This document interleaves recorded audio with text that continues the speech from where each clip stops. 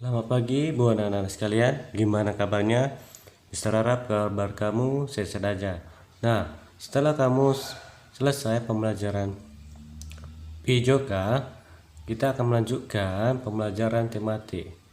Buat anak-anak sekalian, sebelum kita mulai pembelajaran kita akan berdoa, ya, berdoa di dalam hatimu, ya. Oke. Nah, kita akan masuk itu tema 4, tema 2, kewajiban dan hakku. Nah, bahasa Indonesia. Menuliskan kalimat saran dari permasalahan dalam teks. Di dalam teks tidak hanya terdapat satu permasalahan, tetapi bisa beberapa permasalahan.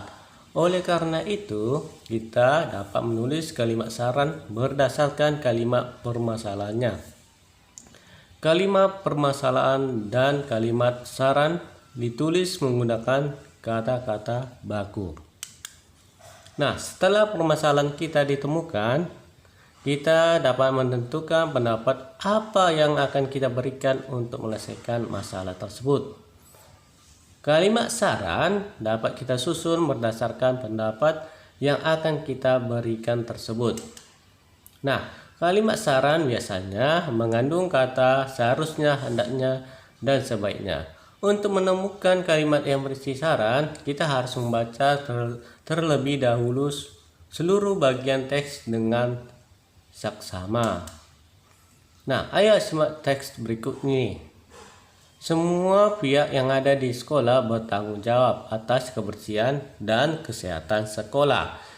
Beberapa cara menjaga kebersihan sekolah adalah siswa dapat membuat jadwal pikir di kelas, tidak membakar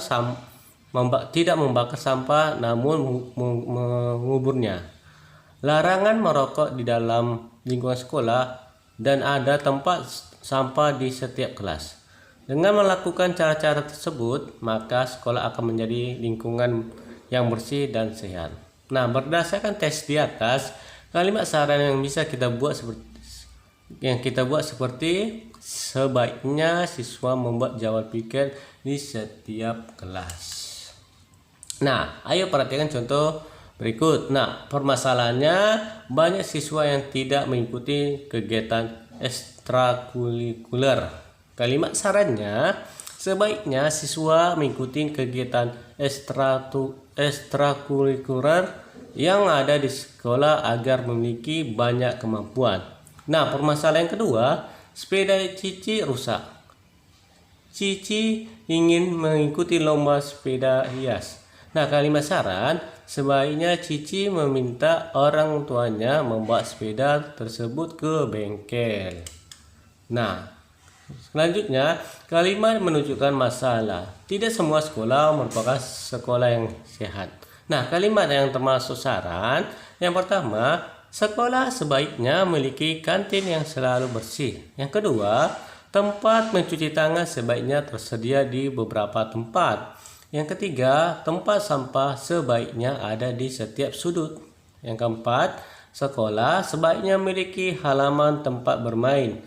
Yang kelima, toilet sekolah sebaiknya bersih dan wangi. Yang keenam, sekolah sebaiknya bersih dari jentik nyamuk dan asap rokok.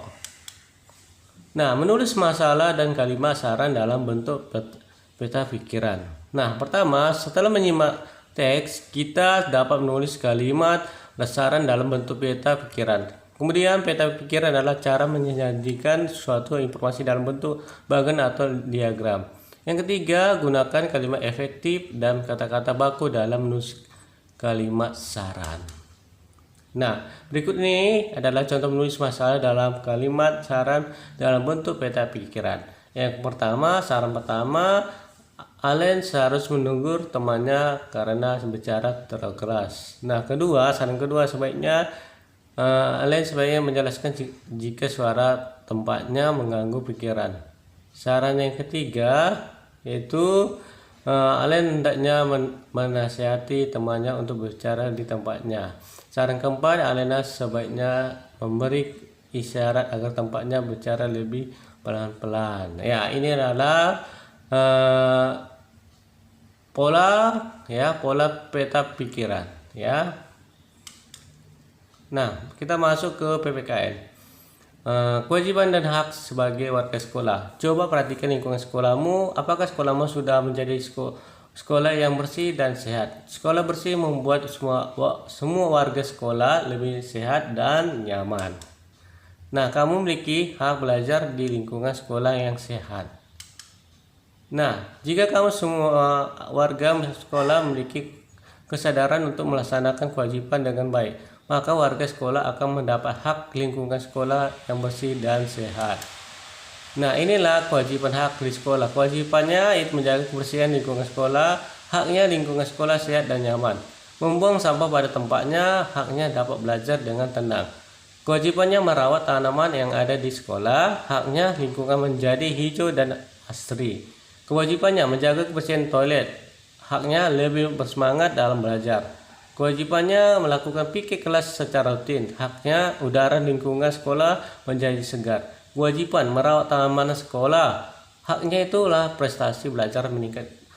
Prestasi belajar meningkat, inilah hak dan kewajiban yang ada di sekolah.